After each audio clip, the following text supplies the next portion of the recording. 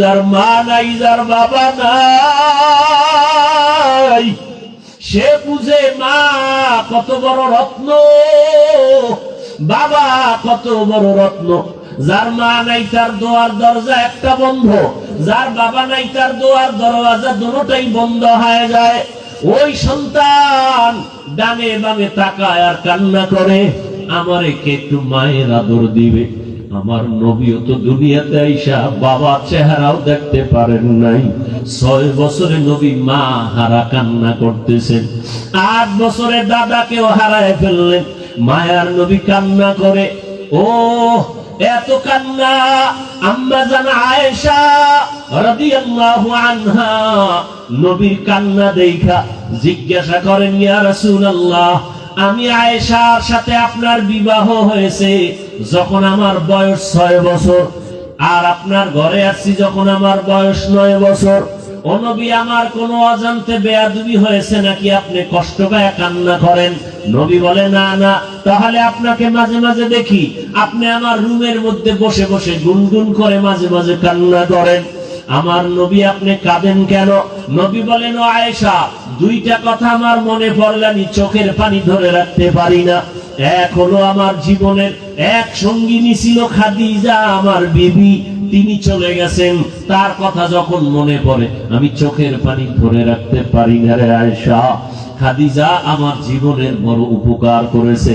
আরবের মানুষ যখন আমাকে ভালো জানে নাই, আরবের মানুষ যখন আমাকে তাড়ায় দিত, আমি কালেমার দাওয়াত নিয়ে তায়েফের ময়দানে যখন চলে গেছি, তায়েফের মানুষ এত খারাপ, ওই লিডারেরা ছোট ছোট বাচ্চাদের লেলিয়ে দিয়া কয়, ওই মক্কার একটা পাগল আছে, পাথর মেরে মেরে তাড়ায়া দাও। যেই রসুলের শরীরে মশা পড়ে না, মাছি পড়ে না, হারাম। টুকরা আমার সমবয়সী যুবক বন্ধুগণ, স্নেহের ছোট ভাই, পর্দার আড়ালে মাইকের আওয়াজ শ্রবণরতা সম্মানিতা মা ও বোনেরা, আল্লাহ পাকের দরবারে শুকর যে রব্বুল আলামিন আমাদেরকে সুস্থ রেখেছেন, আলহামদুলিল্লাহ। জীবনের এক অমূল্য সম্পদ আমাদের সুস্থতা। টাকা পয়সা বাড়ি গাড়ি সব আছে, কিন্তু যদি আপনি আমি অসুস্থই থেকে যাই, এ জীবনের কোনো দাম নেই। টাকা পয়সা বাড়ি গাড়ি তেমন নাই, কিন্তু আল্লাহ যদি সুস্থ রাখেন, এর থেকে সুখের জীবন আর হতে পারে? আমাদের এই সুস্থতাকে আল্লাহ রাব্বুল আলামিন দাইমান কবুল করেন। আমাদের মাঝে এখনো যারা অসুস্থ, আল্লাহ পাক দোয়া করি তাদেরকেও পূর্ণ সুস্থতা দান করেন। সব থেকে বড় ডাক্তার আমার আল্লাহ। আমার আল্লাহ চাইলে ঔষধ ছাড়াও সুস্থ করতে পারেন কিনা? পারেন। আমার ভাই এত অর্থ ব্যয় করে কোরআনের বাগান সাজান প্রতি বছর, মসজিদ মাদ্রাসার দিকে তার দিল এতটা আগানো, চাইলে তো সে দুনিয়ার লাইনে টাকা উড়াইতে পারতেন, একটা গানের প্যান্ডেল দিতে পারত। মনে হয় গানের একটা প্যান্ডেল করলে লোক জায়গা হতো না, আমার মনে হয়। প্রতি বছর ওয়াজ দেয়া হয়, প্রচারণাও করা হয়, ওয়াজ মাহফিলে মানুষ কম। এই পার্শ্বের মানুষগুলো আবার ওয়াজে যায়, বিনিময় ছাড়া যায় না, খাওন দাওন থাকলে আসে। তাও আবার আগে আগে খাওন দিলেও আসে না। আজকে দুপুরে অনেক লোক খাইছে, ওয়াজে নেই। খাইলে দৌড়, পেট ঠিক, সব ঠিক। কিন্তু আমি মনে করি আল্লাহ যাদেরকে দয়া করেছেন, ভালোবেসেছেন, আল্লাহ তাদেরকেই এই দ্বীনের জন্য কবুল করেছেন। আমি দোয়া করি আপনারা আমিন বলবেন। এখানে বহু সাদা দাড়িওয়ালা আছে, কারো না কারো আমিন কবুল হবে ইনশাআল্লাহ। এবং একজনের আমিন কবুল হলে সবার আমিন আল্লাহ কবুল করবেন। দোয়া করি আল্লাহ পুরা এলাকাবাসীকে আল্লাহ কবুল করবেন। বিশেষ করে আমার ভাই হাজী আব্দুল জব্বার খান সাহেব এত মেহনত করেন, দিলের মধ্যে খুব মোহাব্বত দ্বীনের প্রতি, মাদ্রাসার প্রতি, আলেম ওলামাদের প্রতি। আল্লাহর বরকতে তার হায়াতে, ইজ্জতে, রিজিকে বরকত বাড়ায় না। তার পরিবারে যারা আছেন সন্তান সহ আল্লাহ সুস্থতার নিয়ামত দান করেন, মুসিবত থেকে আল্লাহ হেফাজত করেন। তার মরহুম বাবা দুনিয়াতে নাই, আল্লাহ পাক রব্বুল আলামিন তাকে জান্নাতুল ফেরদাউস দান করেন। এই এলাকায় আরো যারা কবরস্থ হয়ে আছেন আল্লাহ সবাইকে জান্নাত দান করেন। বিশেষ করে ইদানিং যেই মরণের লাশগুলো দেখতেছি সহ্য করার মতো না। বাচ্চা কাঁদতেছে, আমি আম্মু বলে ডাকবো কাকে, আব্বু বলে ডাকবো কাকে?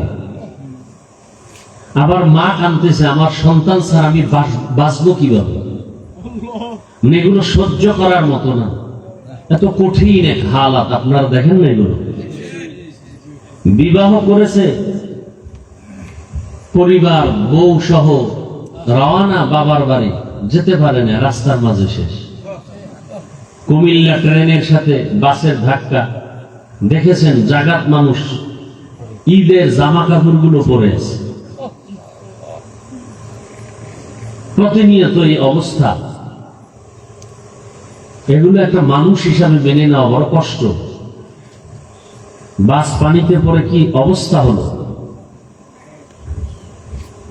দোয়া করি আল্লাহ যারা আজকে বিভিন্ন দুর্ঘটনায় জীবন চলে গেছে, আল্লাহ তাদেরকে সর্বোচ্চ শহীদের মর্যাদা দান করেন।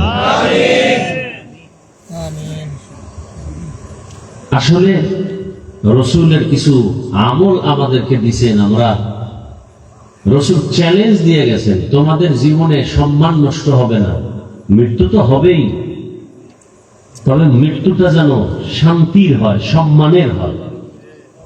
হঠাৎ মরণ যেন না হয়, অ্যাক্সিডেন্টের মরণ যেন না হয়। আল্লাহ আমাদেরকে হেফাজত করেন। সেক্ষেত্রে ঘর থেকে যখন বের হবেন বিসমিল্লাহ বলে ডান পা দিয়ে বের হবেন, এটা রসুলের সুন্নাত। দরুদ শরীফ পড়তে পড়তে বের হবেন, আল্লাহ একদল ফেরেশতা আপনার পাহারাদার বানিয়ে দেবেন। আমরা তো সে আমলগুলো করি না। বাথরুমে সবাই যেতে হয়, রসুলের সুন্নত কি খালি মাথায় খালি পায়ে বাথরুমে যেও না। কেন? বাথরুম হলো জিন শয়তানের আড্ডাখানা, জিন শয়তানের আড্ডাখানা। আমরা খালি মাথায় বাথরুমে যাই, খালি পায়ে বাথরুমে যাই। রসুলের দোয়া শিখাইছেন, দোয়া করে যাও, আল্লাহুম্মা ইন্নী আউযু বিকা মিনাল খুবুসি ওয়াল খাবাইস। ওখানে খবিসরা থাকে, জিন শয়তান। এই জন্য অনেকে গিয়েই হঠাৎ পড়ে যায়, অ্যাক্সিডেন্ট হয়, বুকে ব্যথা পায়, মাথায় ব্যথা পায়। আমি চ্যালেঞ্জ দিয়ে বলছি গতকালও এক জায়গায়, যদি সুন্নত অনুযায়ী কেউ বাথরুমে যায়, কোনোদিন বাথরুমে দুর্ঘটনায় পড়বে না। এরপরে বাথরুমের দরজাগুলো ওপেন রাখে, খোলা রাখে। হঠাৎ করে বাচ্চা অসুস্থ, কেন? ওদের নজর লাগে, বদনজর যখন পড়ে যায় অসুস্থ হয়ে যায়।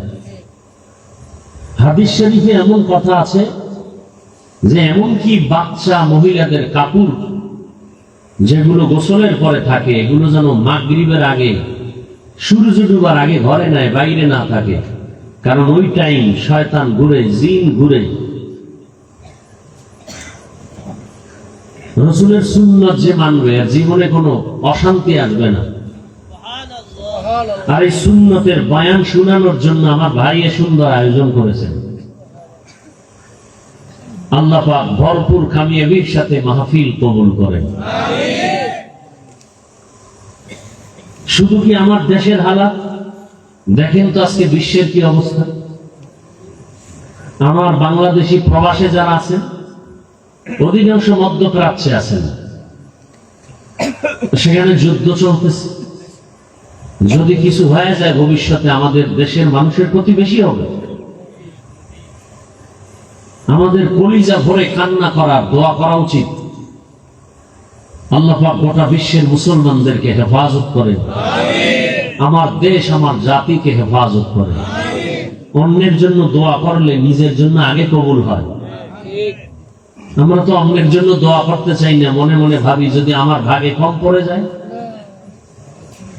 অথচ অন্যের জন্য দোয়া করলে নিজের জন্য আগে কবুল হয়। আলেম ওলামাদের কাছে যাইতে হয়, বয়ান শুনতে হয়। রসুলের কথা কার থেকে শুনবো? রসুল তো আর আসবেন না। সাহাবায়ে কেরাম আর আসবেন না, উলামায়ে কেরাম বয়ান করবেন। মৃত্যু তো হবেই, আগামীকাল বেঁচে থাকার গ্যারান্টি নাই। আপনি ঘরে আছেন, মরে যাবেন না? ঘুমের মধ্যে কত মানুষ মরে যায়। কিছু কথা শুনে দোয়া করে যাওয়ার নিয়ত আছে নাকি আগেই ভাববেন? আল্লাহ সবাইকে কবুল করেন। উলামায়ে কেরাম আলোচনা করেছেন। আমিও দীর্ঘদিন অসুস্থ, 2-3 দিন হয় প্রোগ্রাম শুরু করেছি। আল্লাহ পাক ইখলাস ও সুস্থতার সাথে, কামিয়াবির সাথে দ্বীনের খেদমতকে দাইমি ভাবে করার মতো ব্যবস্থা করে দিন। আমি আপনাদের সামনে আলোচনার জন্য একটি সূরা তেলাওয়াত করছি, যেই সূরাটা ঘরের মা বোনেরাও শুনতে শুনতে অনেকের মুখস্থ আছে, আপনাদেরও অনেকের মুখস্থ আছে। মনে আছে কি সূরাটা পড়ছিলাম? সূরা আসর, ওয়াল আসরে সূরা। এটা মহিলারাও পারে, আপনারাও পারেন। এই ছোট্ট সূরার অ্যাকশন কি, এই সূরাটা দিয়ে আল্লাহ জাতিকে কি উপহার দিবেন, আজকে একটু শুনে যাবেন ইনশাআল্লাহ। রাসূলের হাদিস থেকে এক টুকরো হাদিস করেছে। আগে তরজমাটা বলে নেই। আল্লাহ বলেন, ওয়াল আসর, আসরের শপথ, ইন্নাল ইনসানা লাফি খুসর, নিশ্চিত পৃথিবীর সমস্ত মানুষগুলো ধ্বংস হয়ে যাবে। ইল্লা, না না, কিছু মানুষ হবে না। তারা কারা? আমানু, আল্লাযীনা আমানু, যারা ঈমানওয়ালা, ওয়া আমিলুস সলিহাত, যারা আমলওয়ালা, ওয়া তাওয়াসাউ বিল হক, যারা ঈমান আমলের দাওয়াত অন্যকে দেয় তারা। 4 নাম্বার, ওয়া তাওয়াসাউ বিস সবর, যারা ঈমান আমলের বিরোধিতা করে তাদেরকে বাধা দেয়। ওয়াল আসরে সূরায় আল্লাহ কসম করছেন, আসরের কসম, শপথ, সব মানুষ ধ্বংস হয়ে যাবে, অর্থাৎ জাহান্নামে যাবে। কিন্তু ওই মানুষটা যাবে না যার মধ্যে 4 গুণ থাকবে। কয় গুণ? 1 নাম্বার গুণ ঈমান, 2য় গুণ নেক আমল, 3য় গুণ হলো ঈমান আমলের দাওয়াত অন্যদেরকেও দিবে, 4 নাম্বার গুণ যারা ঈমান আমলের বেলাইনে চলে তাদেরকে বাধা দিবে। হাদিসে নবী বলেন, ইত্তাকিল মাহারিম তাকুন আ'বাদান নাস, দুনিয়ার উম্মত তোমরা আল্লাহর নিষিদ্ধ জিনিস থেকে নিজেকে বিরত রাখো, দূরে রাখো, বাঁচায় রাখো। যদি রাখতে পারো তোমাদের মর্যাদা বেড়ে যাবে, আমি আল্লাহ বাড়াবো, মানুষের মাঝেও আমার কাছেও বেড়ে যাবে। সূরাটার তরজমা, হাদিসের তরজমা শেষ। এবার কিছু ব্যাখ্যা শুনি। ওয়াল আসরের সূরাটা বড় দামি একটা সূরা, যদিও ছোট,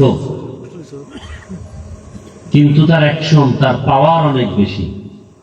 যেমন দরুদ শরীফ পড়ি, সাল্লাল্লাহু আলাইহি ওয়াসাল্লাম, একটু পারেন না আপনারা? এই এতটুকু শব্দের পাওয়ার কত! যদি একবার পড়ে সাল্লাল্লাহু আলাইহি ওয়া আলিহি ওয়াসাল্লাম, সাথে সাথে 3টা পুরস্কার পেয়ে যাবে। প্রথম পুরস্কার 10টা গুনাহ মাফ হয়ে যাবে। দ্বিতীয় পুরস্কার 10টা নেক আমল নামায় যোগ হবে। তৃতীয় পুরস্কার আল্লাহর কাছে আপনার আমার মর্যাদা 10 গুণ বেড়ে যাবে। হর কে বাশুদ আমিলে সল্লু মুদম, হর কে বাশুদ আমিলে সল্লু মুদম, আতশে দোজখ শবদ বরওয়ে হারাম। দরুদ পড়বেন আর জাহান্নামে যাবেন, এটা হতে পারে না। আগুন কাছে আছে, গরম লাগবে না, এটা হতে পারে না। পানিতে নামবেন, শরীর ভিজবে না, এটা হতে পারে না। আল্লাহকে আল্লাহ বলে ডাকবেন, রসুলের শানে দরুদ পড়বেন, জান্নাত পাবেন না, এটা হতে পারে না। কিন্তু আমরা তো আমল করি না, দুর্বল। একবার পড়লে 3 পুরস্কার। এই দরুদটা এত সংক্ষেপ, যদি 100 বার পড়েন কত লাভ। শুধু মরার পরে লাভ না, দরুদ পড়লে দুনিয়াতেও লাভ। আপনার ব্যবসায় ঝামেলা, দরুদের আমল করেন, সমাধান দরুদ। চাকুরিতে সমস্যা, দরুদের আমল করেন, সমাধান। ঘরে অসুস্থ রোগী, দরুদের আমল করেন, সমাধান। পৃথিবীতে দরুদের মতো পাওয়ারফুল কোন আমল নেই। নফল আমলের মধ্যে পাওয়ারফুল এবং সহজ। আর একটা পাওয়ারফুল আমল, সহজ আমল, ইস্তেগফার। আস্তাগফিরুল্লাহ, আস্তাগফিরুল্লাহ, আস্তাগফিরুল্লাহ। হাসান বসরি রহমতুল্লাহ আলাইহি, জগৎ বিখ্যাত একজন কুতুবুল আলম, তিনি বলেন, রাত আসলে যেমন দিন থাকে না, দিন আসলে রাত থাকে না, ঠিক তেমনি ভাবে যারা ইস্তেগফারের আমল করে তাদের আমল নামায় কোনো গুনাহ থাকে না। ইস্তেগফার করতে কি ওযু লাগে? হাঁটতেছেন ইস্তেগফার করেন, বসে আছেন ইস্তেগফারের আমল করে, গুনার কথা স্মরণ করে। ছোট ছোট আমল, ঘর থেকে ডান পা দিয়ে বের হন, সুন্নত। গাড়িতে উঠছেন, লঞ্চে উঠেন, বাহনে উঠেন, বিমানে উঠেন, 5টা সূরা পড়া উঠেন, বিসমিল্লাহ সহ, কুল ইয়া আইয়ুহাল কাফিরুন, এরপরে ইজা যা, এরপরে কুল হুয়াল্লাহ, এরপরে কুল আউযু বিরাব্বিল ফালাক, এরপরে কুল আউযু বিরাব্বিন নাস। এই 5টা সূরা বিসমিল্লাহ সহ পড়েন। কোন মুসিবত আপনাকে চলার পথে আকৃষ্ট করবে না, আঁচ করবে না, টাচ করবে না, বরং আল্লাহ ফেরেশতা দিয়ে আপনাকে হেফাজত করে ঘর পর্যন্ত আবার পৌঁছায় দিবেন। আমরা আমল করি না। ভিক্ষুক আসছে আপনার সামনে,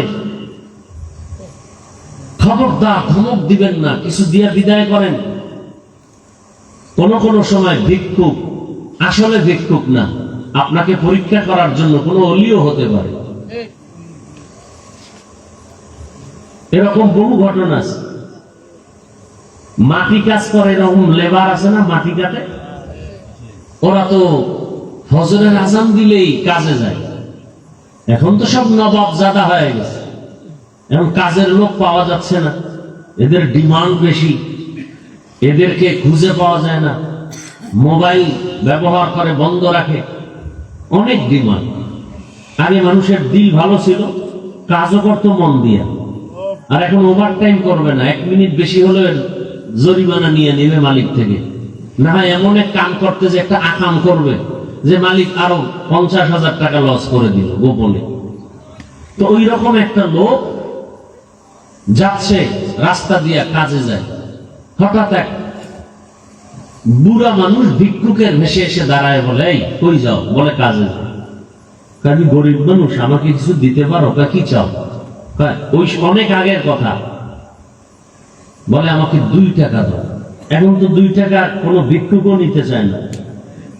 5 টাকা 10 টাকার নিচে দিলে বলবে, তুই তো আমার থেকেও ফকির, তোর ভিক্ষা দিব না।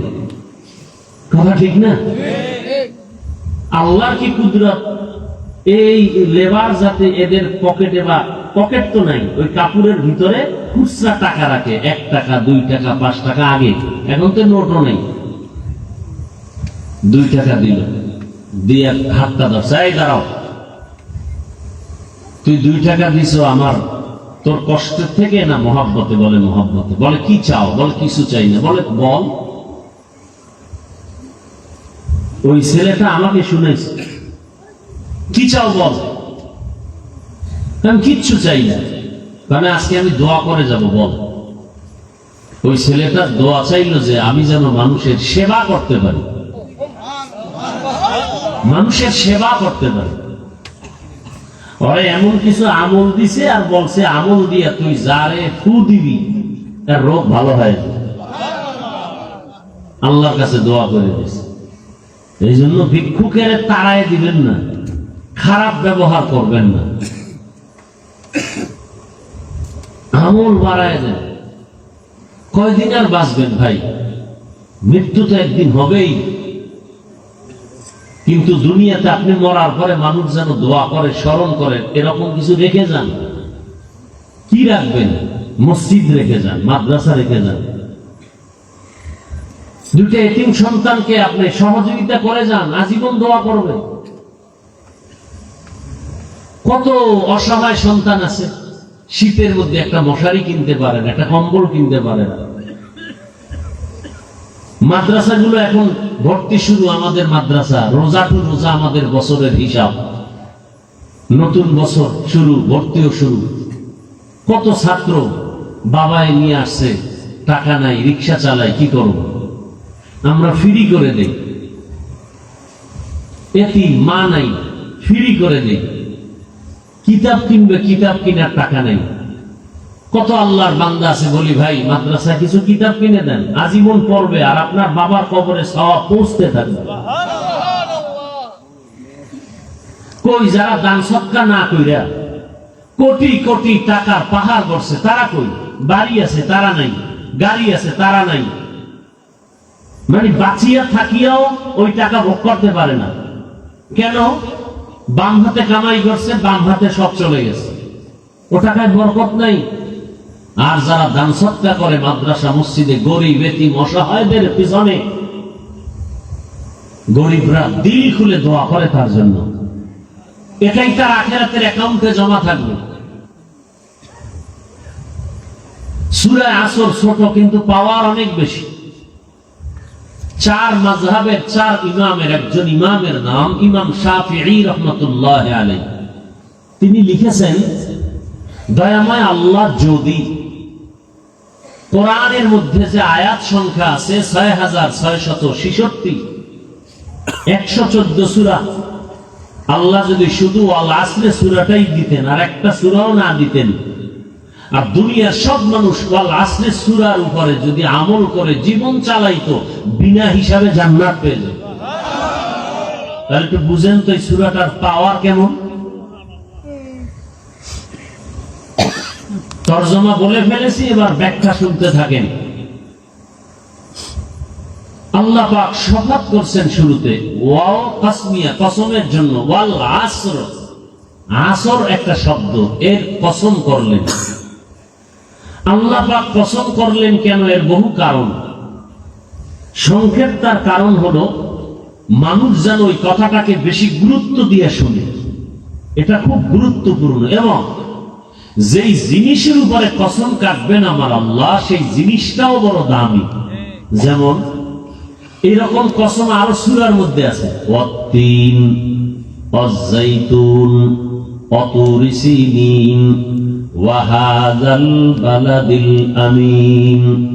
তিনের কসম, জৈতুনের কসম, তুর পর্বতের কসম, নিরাপদ শহর মক্কা নগরীর কসম। তিন বড় দামি ফল, জৈতুন তেল বড় দামি, তুর পাহাড় বড় দামি, যেখানে দাঁড়ায় মুসা নবী আল্লাহর সাথে কথা বলতেন। নিরাপদ শহর মক্কা নগরী বড় দামি।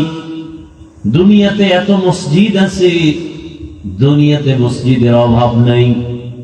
আপনাদের এলাকায় মসজিদ আছে, কিন্তু আল্লাহর ঘর বাইতুল্লাহ বড় দামি।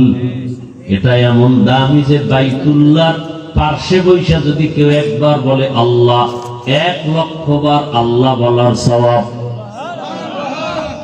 বাইতুল্লাহর এরিয়ার মধ্যে থাকিয়া যদি কেউ বলে সুবহানাল্লাহ একবার, কত পাবে? ১,০০,০০০ বার সুবহানাল্লাহর সওয়াব।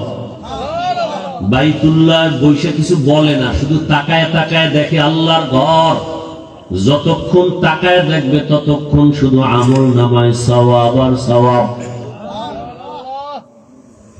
আল্লাহ দামি দামি জিনিসের শপথ করেছেন।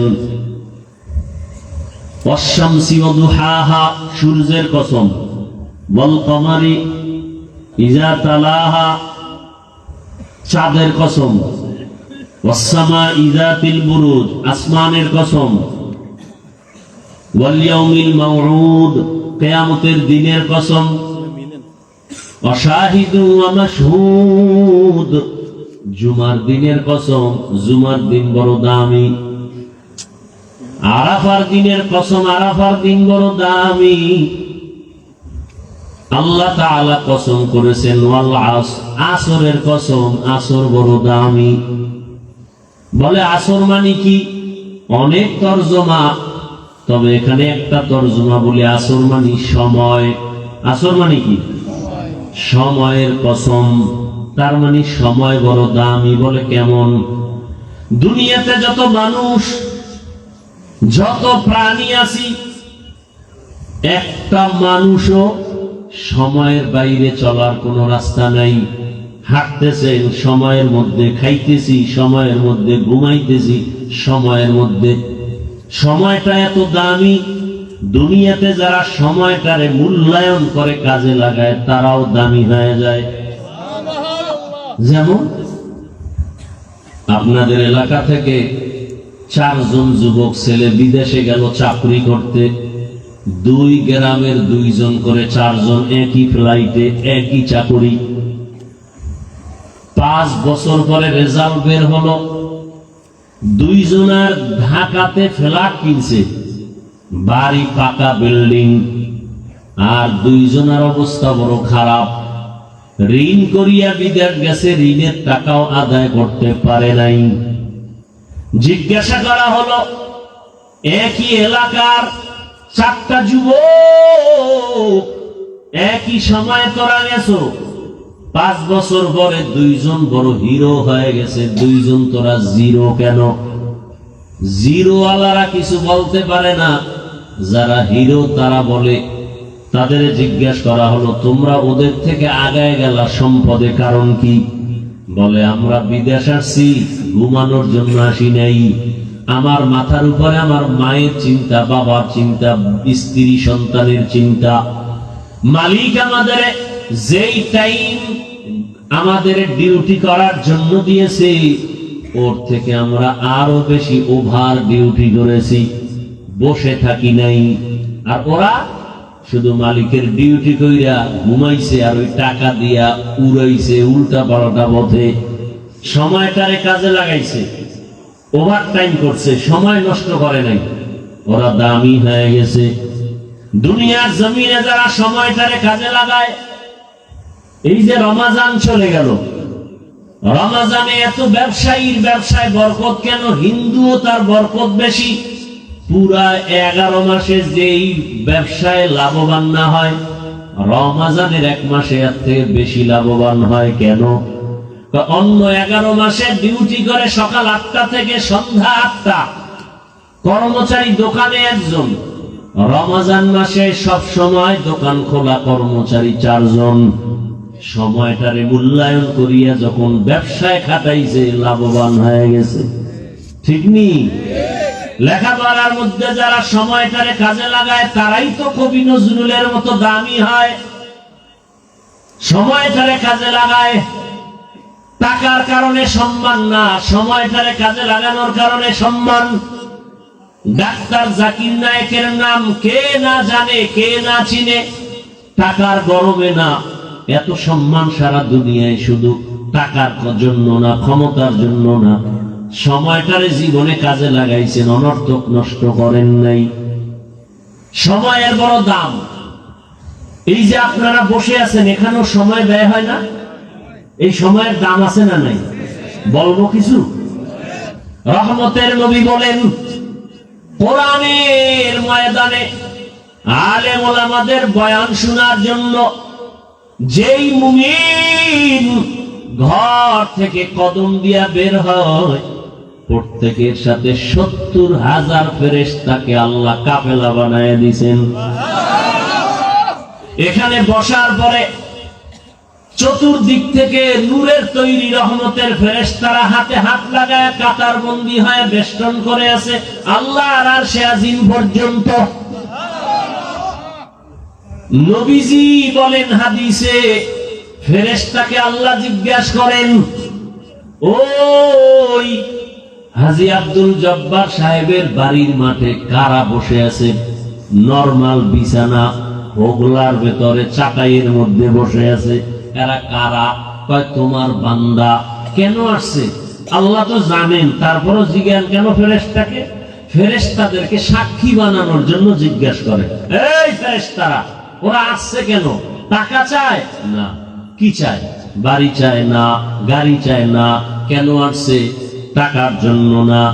আসছে আল্লাহ আপনাকে চায়, আর আপনার জান্নাত চায়, আর আপনার জাহান্নাম থেকে পানাহ চায়, ক্ষমা চায়। এবার আল্লাহ আবার প্রশ্ন করেন, হাদিস, ও ফেরেশতারা, যেই বান্দারা, যেই মহিলারা পর্দার আড়ালে কোরআনের বয়ান শুনে এরা আমি আল্লাহকে যে চাইলো, আমি আল্লাহকে দেখছেনি? কয় না, দেখে নাই। আমার জান্নাত দেখছে? বলে না, দেখে নাই। আমার জাহান্নাম দেখছেনি? বলে না, দেখে নাই।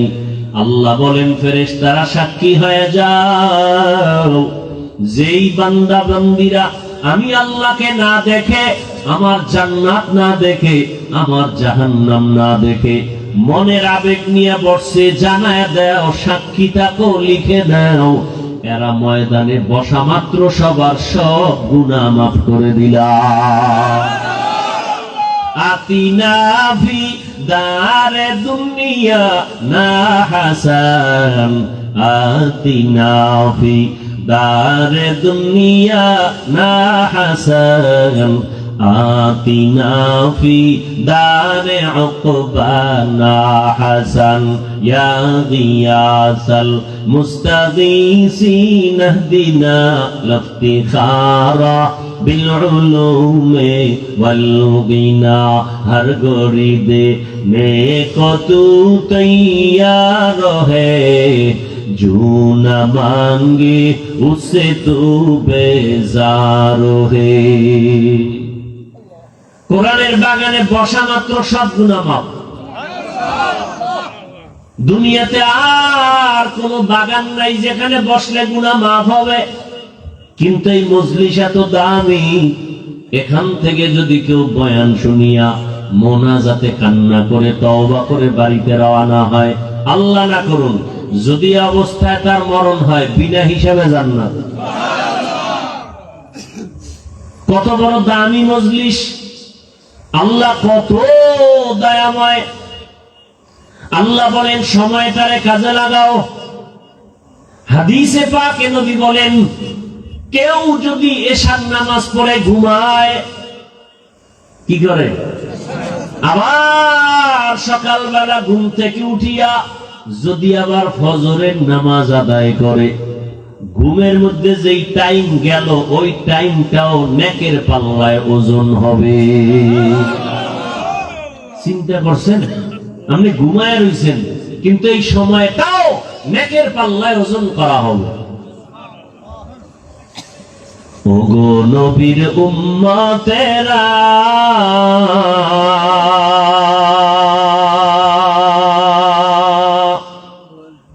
হয়ে আজি দিশাহারা,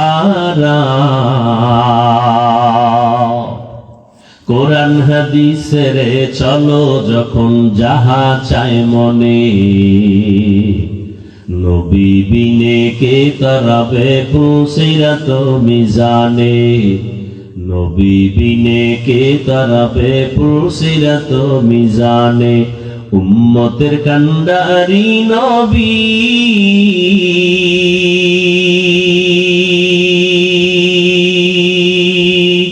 কাঁদছেন উম্মতের লাগি, এখনো কাঁদেন নবীজি শুয়ে মদিনার পানে, নবী বিনে কে তরাবে পুসিরাত মিজানে, নবী বিনে কে তরাবে পুসিরাত মিজানে। এরে নবী আশিক, ও আমার কলিজার যুবক বাবারা, পর্দার আড়ালের মা বোনেরা, বৃদ্ধ বাবাজিরা, কয়দিন আর দুনিয়ায় বাঁচবেন? সময় কিন্তু চলে যাচ্ছে, আর তালাশ করে সময় আর ফিরাইয়া নেওয়া যাবে না। ও আল্লাহর বান্দারা, আজকে তুমি যুবক,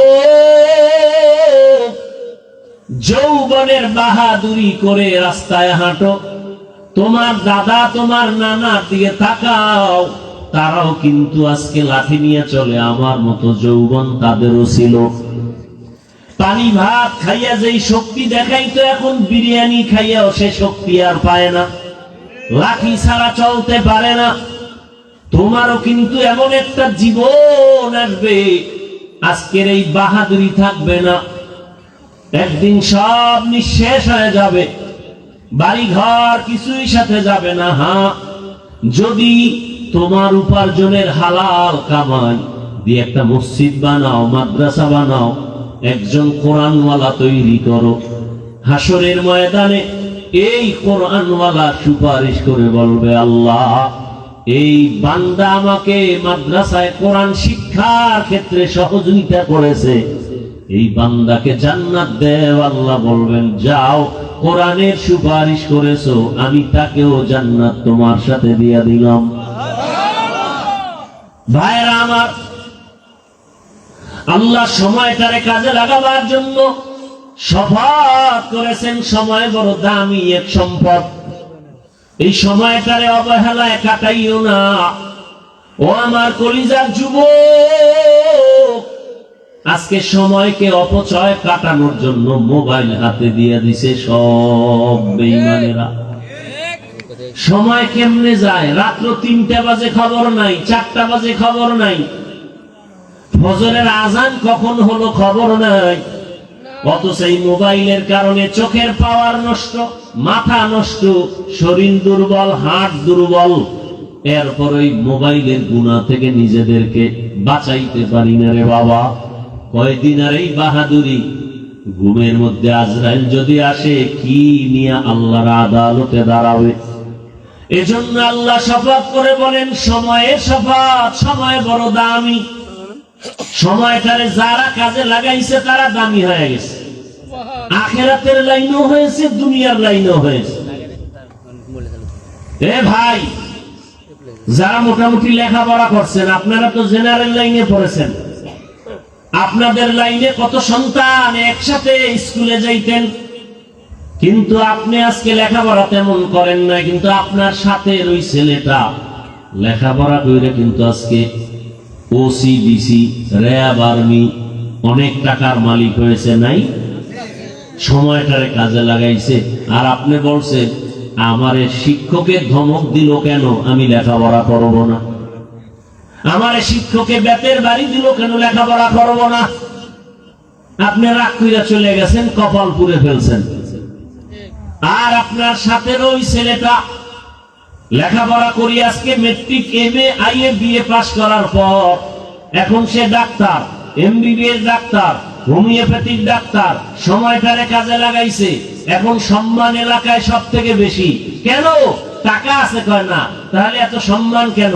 শিক্ষা অনেক বেশি, প্রফেসর, ইঞ্জিনিয়ার, এজন্য তার দাম। ওসিডিসি এজন্য তার দাম, এমপি মন্ত্রী এজন্য তার দাম। এরে আল্লাহর বান্দারা, আল্লাহ সময়টারে কাজে লাগাবার জন্য তাগিদ দিলেন। এরপরে আমার আল্লাহ বলেন, ইন্নাল ইনসানা লাফি খুসর, দুনিয়াতে যত মানুষ আছে সব মানুষ ধ্বংস হয়ে যাবে, জাহান্নামে যাবে। কিন্তু 4 গুণওয়ালারা জাহান্নামে যাবে না। কয় গুণ? কষ্ট হইতেছে আপনাদের না? এমনি তো নাচনেওয়ালা বুড়ি, আর যদি পায় ঢোলের বাড়ি। হ্যাঁ, এই আল্লাহর বান্দারা সব ভিআইপি মানুষ, রোজার মাস ইফতারি খাইয়া শরীরে এমন তেল, আর ওয়াজ মজ ভালো লাগে না, নিজেও বয়ান শুনেন না, আরো 10 জন মানুষ আছে বয়ান শুনতে, তাদের মাঝখানে আপনি চলাফেরা কথাবার্তা বলে ডিস্টার্ব করেন। আপনি ক্ষতির জন্য দুনিয়াতে জন্ম নিলেন, আপনার কপাল এত খারাপ কেন? আপনি শুধু অন্যের ক্ষতিই করবেন জীবনভর। আল্লাহ আপনার এই জন্য পাঠাইছে, জীবন এখানে উপকার করতে পারবেন না। আপনার যদি বয়ান শুনতে ভালো না লাগে, আপনাকে তো জোর করে আনা হয় না, আপনি আসছেন কেন? আল্লাহ যেহেতু নিয়ে আসছেন, কপালটা যদি খারাপ হয় যে মোনাজাতটা দিয়া মা বাবার জন্য দোয়া না করে যাবেন, তো এমন কপালের দাম কি? মাইকের আওয়াজ অনেকে শুনতেছে, কিন্তু কোরআনের বাগানে আসার সুযোগ নাই, তৌফিক নাই। আল্লাহ না দিলে হবে না। আল্লাহ তৌফিক না দিলে হয় না। বহু টাকাওয়ালা আছে, চাইলেই মক্কা মদিনা যেতে পারে না। আল্লাহ যাকে কবুল করেন সেই মক্কায় যায়, মদিনায় যায়। মনে চাইলেই বাবা নেক আমল করা যায় না, কোরআনের বাগানে বসা যায় না। আল্লাহ যাদের কবুল করবেন তারা এ ময়দানে বসবে। হেদায়েতের মালিক আমার আল্লাহ। আরে হেদায়েত বড় কঠিন জিনিস। 13টা বছর রসুলকে দেখলো, বয়ান শুনলো, এরপর কালেমা পড়ে না, নাম আবু জাহাল। কেমন কপাল পোড়া, যেই রসুলকে এক নজর দেখলে জাহান্নামের আগুন হারাম, যেই রসুলকে মুহাব্বতের নজর দিয়ে যদি তাকায় সাথে সাথে পেটের ক্ষুধা থাকে না। কেমন রহমতের নবী, যেই রহমতের নবী রাস্তা দিয়া যখন হাঁটেন, যেখানে নবী কদম দেন ওই জায়গা থেকে বছরকে বছর শুধু মিশকের ঘেরান। কেমন রহমতের নবী আমার, যেই রহমতের নবী রাস্তা দিয়ে হাঁটে, রাস্তার পাশের গাছগুলো নত হয়ে রসুলের সালাম দেয়। কেমন আমার মায়ার নবী, রাস্তা দিয়ে নবী হাঁটতেছেন, মেঘের খন্ড নবীর ছায়া দেয়, সূর্যের গরম যেন না লাগে। নবী রাস্তা দিয়ে হাঁটে, নবীর শরীরের মধ্যে মশা মাছি পড়ে না, হারাম। রহমতের নবীর ঘাম আম্মা জান আয়েশা রাদিয়াল্লাহু আনহা লেখেন, হাদিসে বলেন, নবীজির ঘাম আমি বোতলে ভরে রাখতাম, কারণ নবীর ঘাম গুলো আমরা বড় বড় অনুষ্ঠানে মেশকো আতর হিসাবে ব্যবহার করতাম, কারণ রসুলের ঘাম থেকে মেশকের ঘেরা। এরে নবীর আশিক, ওই নবীর কারণে আমাদের এত সম্মান। ওই রসুলকে চিনলা না রে মুসলমান? ওই রহমতের নবী যাকে দেখলে চোখে পানি রাখা যায় না, দিলটা শান্ত হয়ে যায়, সেই নবীকে কয়দিন দেখছে আবু জাহাল? 13 বছর বয়ান শুনছে, এরপরও কালেমা পড়ে নাই। কপাল ভালো না খারাপ? হাতের মুষ্টিতে পাথর নিয়ে এই আব্দুল্লাহ ছেলে মুহাম্মদ সাল্লাল্লাহু, বলো তো আমার হাতে কি? নবী বলেন আমি বলতে পারবো না। কেনা বলো, বললে কি হবে? এখনই কালেমা পড়বো। নবীজি বলেন হাতের মধ্যে কি আছো তোরা নিজের একটু আওয়াজ দে। নবী এই কথা বলা মাত্র পাথরগুলো কালেমার আওয়াজ দিল জোরে জোরে। আবু জাহিল না পাথরগুলো মাটিতে ফালায় কয়, ও তুমি তো বড় জাদুকর। কপাল খারাপ, হেদায়েত হয় নাই। দেখেন হেদায়েত কত কঠিন জিনিস। আবার দেখেন অন্যদিকে 27 বছরের একটা যুবক তরবারি নিয়ে দৌড়ায় নবীকে জবাই করবে। কয় বছরের যুবক? 27 বছরের যুবক নবীকে জবাই করার জন্য তরবারি নিয়ে দৌড়ায়, কিন্তু রসুলের সামনে গিয়া চেহারাটা দেখাই তরবারি ফালাইয়া নবীজির কদমে গিয়া ক্ষমা চায়, কয় ইয়া রাসূলুল্লাহ আমাকে আপনি মাফ করে দেন, কালেমা পড়ায় দেন। দেখছেননি 13 বছর নবীর পাশে থাইকা বয়ান শুনিয়াও কালেমা পড়ে না আবু জাহাল, এটাও কপাল। আর ওমর নবীকে জবাই করতে গিয়াও কালেমাওয়ালা হয়ে গেছে। কয় বছর বয়সে? 27 বছর বয়সে। নবীজি এমন একটা দোয়া কইরা দিছে ওমরের জন্য, এখন ওমরের পাওয়ার হয়ে গেছে। কেমন পাওয়ার? কয় ওমর রাস্তা দিয়ে হাঁটে, শয়তান ভাগে, শয়তান ভয় পায় ওমরের। কেমন পাওয়ার? আমগো বাঙালি এক চালাক কয় শয়তান আমারেও ভয় পায়। কেন? কয় আমি ওর থেকে বড় শয়তান, আমি যেই দুষ্টামি জানি, চালাকি জানি, শয়তান এগুলো জানে না। ওমর রাস্তা দিয়ে হাঁটতেছে, হঠাৎ অন্য দিক থেকে একটা যুবক আসতেছে মদের বোতল হাতে। ওমরের দেখা যুবকের হাত দুর্বল, কাঁপাকাঁপি শুরু হয়ে গেল, প্রচন্ড ভয়। কারণ ওমর ফারুক রাদিয়াল্লাহু আনহু যদি উল্টা পাল্টা দেখে মদের বোতল তো আমার কল্লা ফেলে দিবে, তরবারি তার হাতে সব সময় রেডি, তরবারি রেডি, উল্টা পাল্টা হলেই তরবারির আঘাত। তো ওমর ফারুক রাদিয়াল্লাহু আনহু চোখে চোখ পড়ে গেছে, মদের বোতলটা ফালাইতেও পারে না। এখন যুবক মনে মনে তওবা করছে, জীবনে আর মদ খাবো না, মদ পান করবো না, অন্তত ওমর থেকে আল্লাহ আমারে বাঁচাও, নাহলে ওমর তো কল্লা ফালাই দিবে। যুবক বোতলটা এভাবে গোপনে রেখে দাঁড়ায় রয়েছে, ওমর তো দেখছে বোতল, কাছে আইসা গায়, যুবক বোতলটা আমার হাতে দেখি। যুবক ভয় দেয় না, কাঁপতেছে, দে। যুবক তো অন্তর দিয়ে আমার আল্লাহর কাছে তওবা করেছে। মদের বোতল মদ সহ যখন ওমরের হাতে দেওয়া হয়, ওমর ফারুক রাদিয়াল্লাহু তাআলা আনহু মদের বোতলটা হাতের মধ্যে নিয়ে তাকায় দেখে বোতলের মাঝে এক ফোঁটা মদও নাই, পুরা বোতলটাই সাদা দুধে ভরা।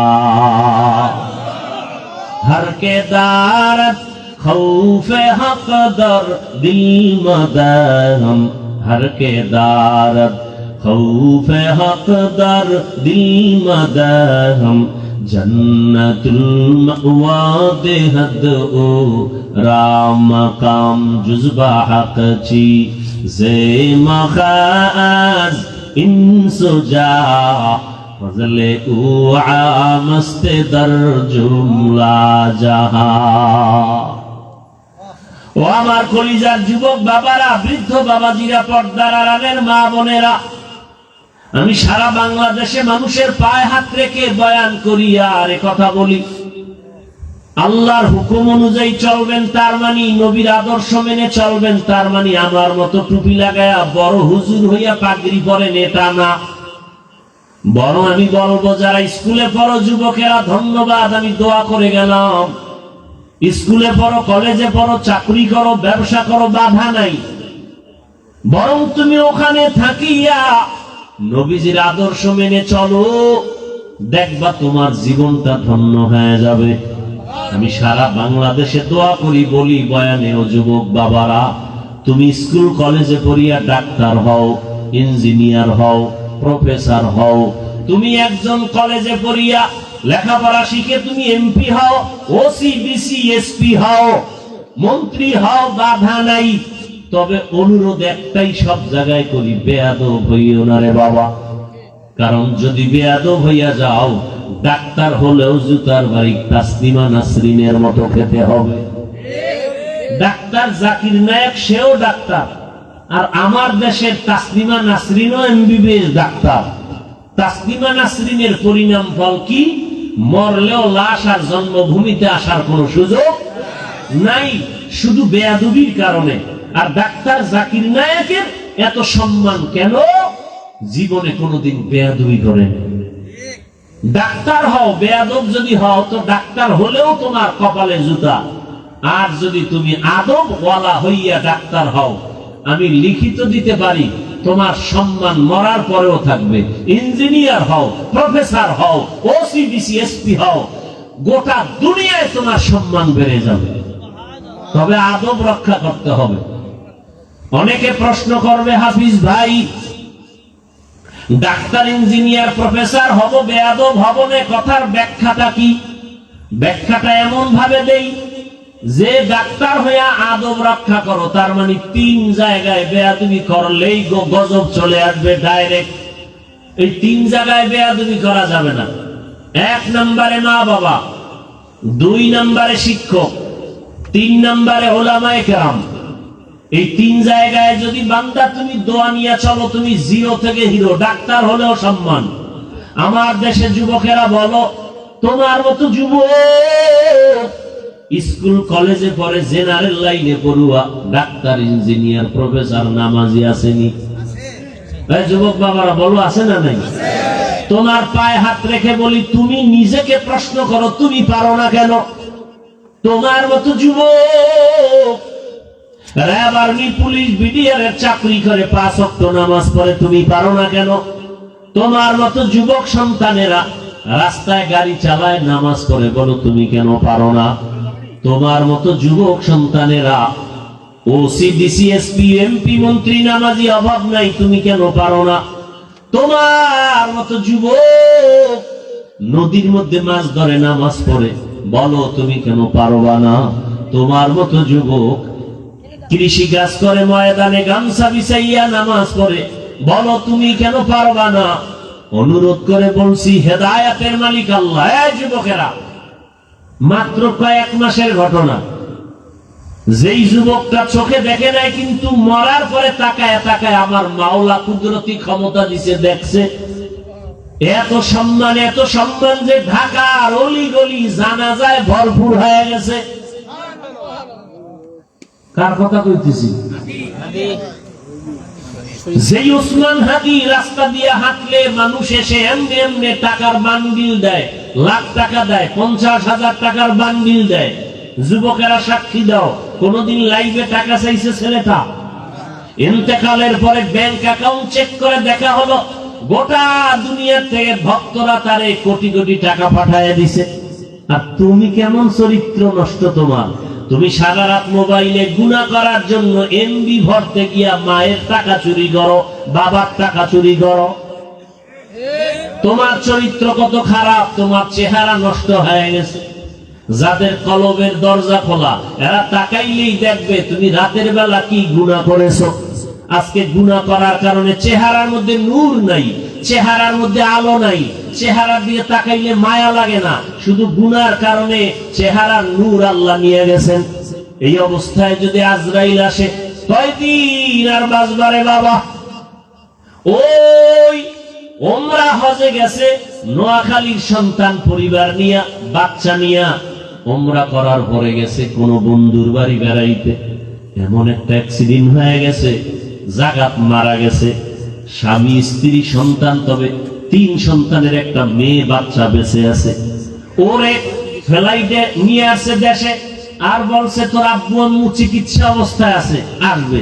কিন্তু যখন লাশ আর আনতে পারে না, অনেক প্রসেসিং, অনেক টাকা, শেষ পর্যন্ত ওই মেয়েটাকে যখন বলা হলো তোর আব্বু আম্মু দুনিয়াতে বেঁচে নাই, ওই সৌদি আরবে লাশ দাফন হয়ে গেছে।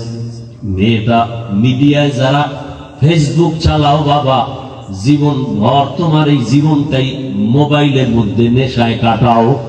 কিসের মদের নেশা, জুয়ার নেশা, এখন বড় নেশা মোবাইলের নেশা।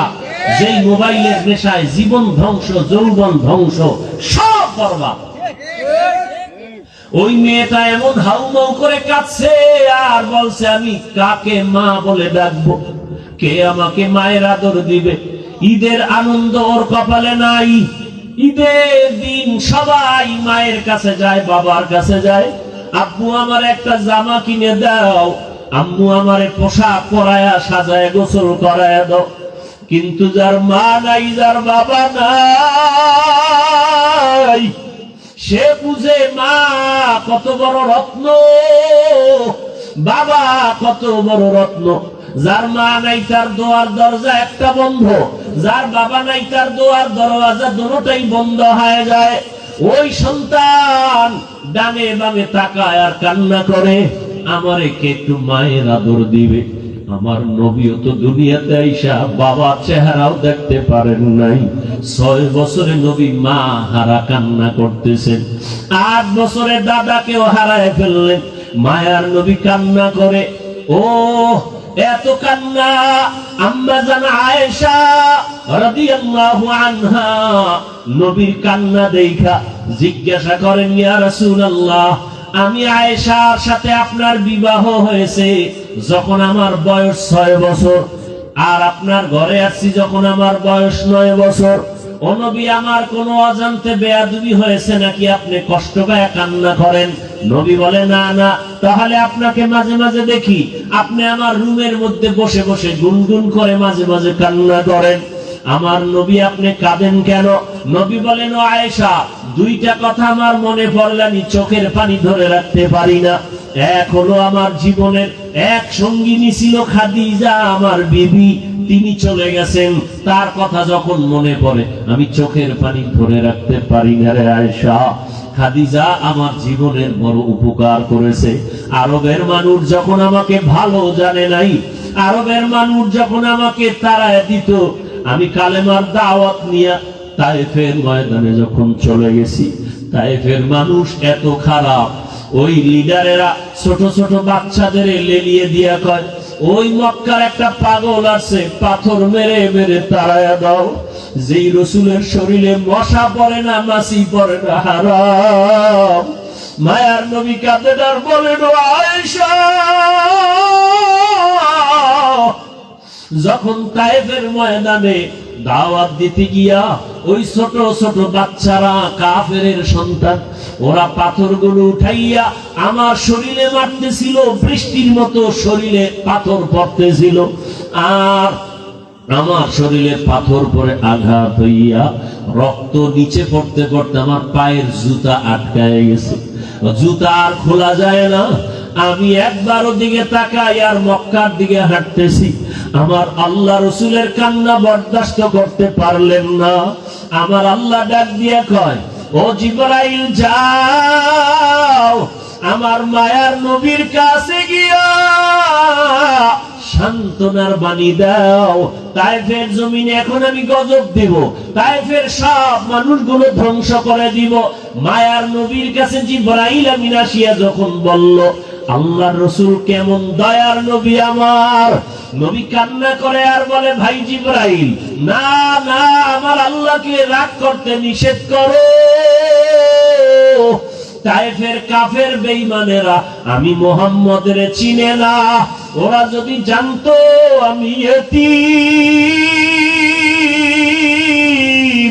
ওরা যদি বুঝতো আমি 6 বছরে মা হারা, আমি বাবার আদর পাই নাই, আমি মায়ের আদর পাই নাই। সন্তানকে যদি বাবা ধমক দেয় মায়ের কাছে আশ্রয় নেয়, মা যদি ধমক দেয় বাবার কাছে আশ্রয় নেয়, যার মা নাই যার বাবা নাই কার কাছে আশ্রয় নিবে? আল্লাহর নবী কাঁদেন আর বলেন, ও ভাই জিবরাইল, তায়েফের মানুষ আমাকে চিনে নাই, ওরা জানেন আমি কত বড় এতিম অসহায়, আমি বাবার চেহারা দেখি নাই, মাকে হারায়া পাগলের মতো আছি। আজকে ওদের মারিও না, একদিন হয়তো আল্লাহ হেদায়াত দিলে দিনের কাজে আসবে, দিনের উপকার হবে। এমন মায়ার নবী আমার আম্মা জান আয়েশাকে বলেন, ও আয়েশা, আমি খাদিজা ওই সময় আমার টাকা পয়সা বাড়ি গাড়ি ছিল না, খাদিজা ছিল আরবের ধনী নারী, সব সম্পদ আমাকে হাদিয়া দান করছে, আমি এগুলো সব গরিবদের মাঝে বিলায় দিয়েছি, আমি দান সদকা করেছি, আমি নিজে অট্টালিকা বানাই নাই। ওই খাদিজা আমি হেরা পাহাড়ে উঠিয়া আল্লাহর ধ্যানে যখন সময় কাটাইতাম, খাদিজা গিয়া গিয়া মাঝে মাঝে আমাকে নাস্তা পৌঁছাইয়া দিত। ওই খাদিজার ইন্তেকালে আমি সহ্য করতে পারি না, মনে পড়লে আমার চোখের পানি বের হয়ে যায়। আমি দাওয়াত দিয়া যতবার বাড়িতে আসছি, যত রাতে আইসা সালাম দিতাম, দরজা খুলে ফেলতো, জিজ্ঞাসা করতাম আপনি কি ঘুমান না? আম্মা জান খাদিজা বলতেন, ইয়া রাসূলুল্লাহ, আমি জানি আপনার মা নাই, আপনার বাবা নাই, আমি খাদিজা দুইজন স্বামী বিদায়ের পরে আপনার ঘরে আসছি, আমি খাদিজা একাধিক সন্তানের মা হওয়ার পরে আপনার ঘরে আসছি। আপনার মা যদি বেঁচে থাকতেন, আপনাকে বাহিরে রাইখা মা বিছানায় ঘুমাইতেন না, আপনার চারদিকে দুশমন, আমি খাদিজা দরজার পাশে অপেক্ষা করি, রহমতের নবী কখন আসবেন আর ডাক দিবেন, দরজা খুলবো। নবী যদি কষ্ট পায়, আমি খাদিজা জাহান্নাম ছাড়া উপায় হবে না। ও আয়েশা, ওই খাদিজার কথা মনে পড়লে আমি চোখের পানি ধরে রাখতে পারি না। ও পর্দার আড়ালের আম্মা জানেরা, বোনেরা, আপনার মতো কত মা, কত বোন আপনাদের চোখের সামনে এখনো আছে, নামাজ পড়ে, পর্দা করে। ও আম্মা জানেরা, বোনেরা, আপনারা যারা নামাজ পড়েন না কেন বলেন? আপনারা তো কত দামি জানেন না। আপনারা নবীদের মায়ের মতো দামি মা, আপনারা তো সাহাবায়ে কেরামদের মায়ের মতো দামি মা, আপনারা তো হাফেজে কোরআনের মায়ের মতো দামি মা। এরে আম্মা জান, আজকে বলে গেলাম, সন্তানটাকে আপনি ডাক্তার বানান, ভালো একটা ডাক্তারের মা হয়ে যাবেন, সন্তান ডাক্তার হবে, রোগী দেখবে আজান হলে নামাজে যাবে, কোরআন শিখায় যাবেন, কোরআন পড়ে দোয়া করবে। এমন একটা ডাক্তারওয়ালা সন্তানের মা যদি হতে পারেন, আপনার দুনিয়াও ধন্য, পরকালও ধন্য। এমন একজন প্রফেসর সন্তান রেখে যাবেন, এমন একজন ইঞ্জিনিয়ার সন্তান রেখে যাবেন যে কোরআন পড়ে পড়ে মা বাবার জন্য দোয়া করবে। ও আম্মা জানেরা, আপনারা কেন নামাজি হতে পারেন না? আপনারা কেন পর্দাওয়ালা হতে পারেন না? আপনারা কেন কোরআন পড়ে পড়ে মা বাবার জন্য দোয়া করতে পারেন না? আজকে যতই দুনিয়ার রং তামাশা দেখেন না কেন, দেখেন নাই ওই মোবাইলে তো দেখছেন আপনারা, এই যে 2-4 দিনের মধ্যে এত অ্যাক্সিডেন্ট হয়ে মারা গেল, মহিলারা কি পরিমাণ কান্না করলো। আবার অনেক বাচ্চা মা হারা লাশ নিয়ে কান্না করলো। আপনিও তো একদিন লাশ হইয়া যেতে হবে। একদিন আপনার সন্তান আপনাকে আম্মু বলে ডাকবে, কিন্তু আপনার জবানে আর আওয়াজ হবে না। সাদা কাপড়ের প্যাকেট হয়ে কবরে যেতে হবে। ওই কবরে একা পড়ে থাকবেন, বাড়ি গাড়ি কিছুই সঙ্গে যাবে না, আপনার আপনজন কেউ যাবে না। অতএব এখনো সময় আছে। আল্লাহ আপনাকে অনেক নেয়ামত দান করেছেন, বাড়ির মালিক, গাড়ির মালিক, টাকার মালিক। এখন আপনি পরকালের জন্য আল্লাহর শুকর আদায় করে নামাজ পড়বেন। আল্লাহ কত ফ্যামিলিরে রাখছে গরিব, ঠিক মতো খানা পায় না, শীতের দিন পোশাক কিনতে পারে না, দিন আনে দিন খায়। তাদের থেকে আল্লাহ আপনাদের অনেক ভালো রাখছেন। শুকর আদায় করে 5 ওয়াক্ত নামাজ আদায় করেন। সন্তানটাকে আদর্শওয়ালা বানায় যান। ডাক্তার, ইঞ্জিনিয়ার যাই বানাবেন, নামাজি বানাবেন, কোরআন পড়নেওয়ালা। ওলামায়ে কেরামের দোয়া নেওয়ার জন্য চেষ্টা করবেন। মা বাবার দোয়া দিবেন, শিক্ষকের দোয়া নিয়ে চলবে। ও আমার যুবক বাবারা, কয়দিন আর বাহাদুরি। আজকে তুমি যদি মরিয়া যাও, আমি যা বলি না কেন, আজকে আমার ঘড়ি, আমার চশমা, আমার গায়ের জামা, কিন্তু যদি ঘুমের মধ্যে আজরাইল এসে যায়, আরে সকালবেলা মা গিয়া ডাকবে, বাবা ওঠ। মা হঠাৎ শরীরে টাচ করে দেখবে শক্ত হয়ে গেছে। মা চিৎকার দিয়া বলবে, আমার বাবা আর দুনিয়াতে বেঁচে নাই। ও যুবক বাবারা, ওই মা বাবা যার এখনো বেঁচে আছে, এই রত্ন হারায় গেলে আর পাইবা না। নিজে ধন্য মনে করে দোয়া নিও, বেশি বেশি দোয়া নিও। মা বাবার দোয়া ছাড়া জীবন সফল হবে না, আল্লাহর কসম। শিক্ষকের দোয়া ছাড়া লেখাপড়ায় সফলতা আসবে না, আল্লাহর কসম। ওলামায়ে কেরামের দোয়া ছাড়া চরিত্রের ভালাই হবে না, আল্লাহর কসম। অতএব এই মা বাবার সাথে যদি কেউ অজান্তে বেয়াদবি করে ফেলো, বাবারে পাশে পাইলে ক্ষমা চাইও, ঘরে গিয়া মায়ের কাছে ক্ষমা চাইও, আর আমার আল্লাহর কাছে তওবা করিও। কিছুই না রে বাবা, আল্লাহর ডাকে সাড়া দিয়ে তো যেতেই হবে। আমার জীবনে কত খেলার সময় বন্ধু ছিল, আজকে কবরে চলে গেছে। লেখাপড়ার সময় কত বন্ধু ছিল, আজকে দুনিয়ায় নাই। তোমার বেলায় কত বন্ধু নিয়ে আড্ডা দিতা, কত খেলার মাঠে, লেখাপড়ার স্কুল কলেজে, আজকে অনেকেই নাই। তুমিও কিন্তু একদিন লাশ হইয়া যাবা। তুমি যখন মরে যাবা, তোমার বাবায় টেলিফোন করবে। মরার পরে আল্লাহ কুদরতি ক্ষমতা দিলে দেখবা, বাবায় টেলিফোন করে বলবে, মসজিদের ইমাম সাহেব, আমার ছেলে মারা গেছে, আমার বাবার জানাজা না পড়াই আপনি আর কোথাও যাবেন না। বাবায় বলবে, আরেক দলকে তাড়াতাড়ি যাও, আমার ছেলে নাই, মারা গেছে, তাড়াতাড়ি বাজার থেকে তাড়াতাড়ি কাফন নিয়ে আসো। আরেক দলকে বলবে, ঘরের পেছনে গরম পানি রেডি করো গোসল দেওয়ার জন্য। আরেক দলকে বলবে, বাঁশবাগানে কবর খনন করো দাফন করার জন্য। ও আমার বাবারা, জানাজা পড়াইয়া কাফন পেঁচাইয়া যখন নিয়ে কবরে রাখবে, তুমি মনে মনে ভাবছিলা কত বন্ধু, কত বান্ধব, কিন্তু পাড়ায় পাড়ায় মাটি দেওয়ার পরে কবরে আর কেউ যাবে না। ওই অন্ধকার কবরে ডানে বামে মাটি আর বিছানা, বাতি নাই, কেউ নাই। ওই কবরে আল্লাহ পাক রব্বুল আলামিনের অর্ডারে ফেরেশতা আসবে 3টা প্রশ্ন করার জন্য। আমাকেও 3টা, আপনাকেও 3টা। রবের পরিচয় দাও, ধর্মের পরিচয় দাও, রাহমাতুল লিল আলামিনের পরিচয় দাও।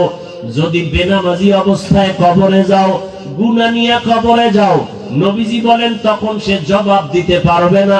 একটা শব্দ বলবে আরবিতে, হা হা লা আদরি, আফসোস আমি কিছুই জানি না।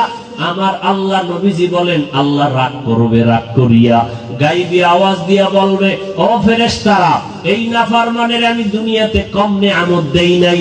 আমার দেওয়া জমিনের ফসল খাইলো, আমার দেওয়া নদীর মাছ খাইলো, আমার দেওয়া গাছের ফল খাইলো, আমার দেওয়া বাতাস, আমার দেওয়া চাঁদের আলো সূর্যের আলো ভোগ করিয়া আমার হুকুম মতো নামাজ পড়ে নাই, মা বাবার সাথে ভালো ব্যবহার করে নাই, শিক্ষকের সাথে ভালো আচরণ করে নাই, ওলামায়ে কেরামের কথা মতো দ্বীনের উপরে নবীর আদর্শ মানে নাই।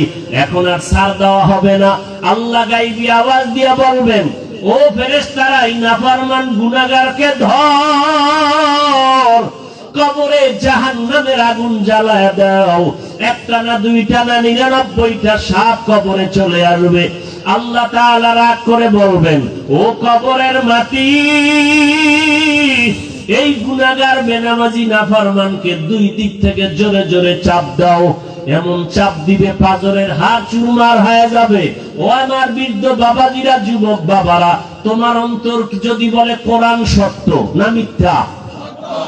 যদি অন্তর বলে কোরআন সত্য, গুনাহ নিয়ে কবরে গেলে জাহান্নাম, এ কথাও কোরআনে আছে সত্য। নেক আমল নিয়ে গেলে জান্নাত, এ কথাও কোরআনে আছে সত্য। নেক আমল করলে জান্নাত, গুনাহ করলে জাহান্নাম। আল্লাহ তাআলা এজন্যই তো বললেন, আল আসরি ইন্নাল ইনসানা লাফি খুসর, সব মানুষ জাহান্নামে যাবে, ঈমানওয়ালা আমলওয়ালারা জাহান্নামে যাবে না। ঈমান আনছে, নেক আমল করছে, নামাজ পড়ছে, এরা জাহান্নামে যাবে না। আল্লাহ কোরআনে বলেছেন, ও আল্লাহর বান্দারা, যদি তুমি নেক আমল নিয়ে যেতে পারো জান্নাত, আর জান্নাতটা কেমন আরামের ঘর আল্লাহ তাও বয়ান করেছেন। জান্নাত যদি পাইয়া যায়, বান্দা এমন শান্তির জান্নাত পাবে যেখানে কোনোদিন বুড়া হবে না, যেখানে কোনোদিন যুবক থাকবে, যুবতী থাকবে, দাড়ি উঠবে না, বাথরুম হবে না, মনে মনে চাইবে আমি খাবো ফল, দেখবে সামনে ফল স্বর্ণের পেয়ালায় হাজির। এমন জান্নাত দিবে নেক আমলওয়ালাকে। আর যারা জাহান্নামে যাবে গুনাহ নিয়া, ওরা কেমন জাহান্নাম? আল্লাহ রাসূল বলেন, মরার আগেই, মৃত্যুর সময় ওরা জাহান্নামের ছবিটা দেখবে, আল্লাহ দেখায় দিবেন কুদরতের দ্বারা। জাহান্নাম এত ভয়ঙ্কর, হাসরের ময়দানটাই জমিন হবে, হাসরের মাঠ এই দুনিয়াটাই, এই জমিন এটাই হাসরের মাঠ। এই গাছপালা কিচ্ছু থাকবে না। আল্লাহর আদালত হবে সিরিয়ার জমিনে, বাইতুল মাকদিসের সামনে। আল্লাহ তাআলা মানুষকে হাজির করবেন, সমস্ত নারী পুরুষ উলঙ্গ দাঁড়াবে, নারীরাও উলঙ্গ, পুরুষেরাও একসাথে উলঙ্গ। আম্মা জান আয়েশা বলেন, ইয়া রাসূলুল্লাহ, তখন কি মানুষ লজ্জা পাবে না? আল্লাহ রাসূল কান্না করে বলেন, ও আয়েশা, হাসরের মাঠে একদিকে থাকবে সূর্যের গরম, অন্যদিকে জমিনটাও তামা হয়ে যাবে, মানুষের কলিজা ফুটতে থাকবে, মাথার মগজগুলো টকবক করে ফুটতে থাকবে, তখন কেউ কারো দিকে তাকানোর হুঁশ থাকবে না। এমন কঠিন সময় আরশের নিচে ছায়া পাবে নেক আমলওয়ালারা। আল্লাহ তাআলা রব্বুল আলামিন গুনাহগার না বেনামাজিদেরকে ধমক দিবেন আর বলবেন, তোমরা নেককারদের থেকে আলাদা হয়ে যাও। দুনিয়াতে তোমরা নেক আমল করো নাই, আজকে তোমাদেরকে কোনো ছাড় দেওয়া হবে না। নবীরা পর্যন্ত হাসরের মাঠে কান্না করবেন। যদি তাদের হালাত এমন হয়, আপনার আমার উপায় কি হবে রে বাবা? ও বাবারা, যুবক বাবারা, পর্দার আড়ালের মা বোনেরা, এখনো সময় আছে, তওবা করেন। আল্লাহর কাছে মনে মনে বলেন, ও দয়ার মালিক, জীবনে কত নামাজ ছাড়লাম, বেপরদায় চললাম, মা বাবার সাথে বেয়াদবি করলাম, আমার গুনার খবর, আমার অপরাধের খবর আমার মা বাবা জানে না, ভাই বোনেরা জানে না। যদি জানতো, লজ্জায় আমার দিকে তাকাইতো না। আল্লাহ সব জানেন। আল্লাহ বলে, আমি দেখছি কোন দিন কোন অন্যায় করেছো। আমি রাগ করিয়া পানিও বন্ধ করি নাই, খানা বন্ধ করি নাই, বরং তওবার দরজা দিয়া ডাকতেছি, আসো তওবা করো। আমার কাছে যদি এখনই তওবা করে মনে মনে বলো, আল্লাহ, আমি আর নামাজ ছাড়বো না, বেপরদায় চলবো না, আর মা বাবার সাথে বেয়াদবি করবো না, দাড়ি কাটবো না, ওলামায়ে কেরামের দোয়া নিয়া, শিক্ষকের দোয়া নিয়া, নবীজির সুন্নাত অনুযায়ী জীবন চালাবো, আল্লাহ ওয়াদা করেছেন সাথে সাথে তোমার তওবা কবুল করে সব গুনাহ মাফ করে দিব। আমি আল্লাহ পাক রব্বুল আলামিন তোমাকে চাই জাহান্নামে দিব না, আমি চাই তুমি জান্নাতি হইয়া আসো। ও যুবকেরা, মনটাকে একটা কথা বুঝাও না যে তোমার মতো যুবক যদি স্কুল কলেজে পড়িয়া নামাজ পড়ে তুমি পারবা না কেন? তোমার মতো যুবক যদি স্কুল কলেজে জেনারেল লাইনে থাইকা চাকরি করে নামাজ পড়ে তুমি পারবা না কেন? তোমার মতো জেনারেল লাইনের মানুষটা ব্যবসা করে নামাজ পড়ে তুমি পারবা না কেন? শয়তানের ধোকায় পড়ে আছো, এখনো সময় আছে, তওবা করো। আল্লাহকে মনে মনে বলো, আর নামাজ ছাড়বা না, দাড়ি কাটবা না, বেপরদায় চলবা না। মা বাবার দোয়া, শিক্ষকের দোয়া নিয়া, ওলামায়ে কেরামের দোয়া নিয়া, নবীজির সুন্নাত অনুযায়ী চলবা। ও পর্দার আড়ালের আম্মা জানেরা, আল্লাহর কাছে দোয়া করেন আর সন্তানটাকে আদর্শওয়ালা বানায় যাবেন। ও যুবক, মোনাজাতে কত মানুষের চোখে পানি, কান্না, তোমার চোখে পানি আসে না কেন?